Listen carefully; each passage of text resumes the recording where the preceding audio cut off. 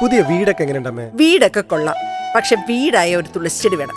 ഞാനത് നട്ടിട്ടുണ്ട്. വീടായ തുളസി ചെടി മാത്രമല്ല, കൃഷ്ണ തുളസിയും വേണം.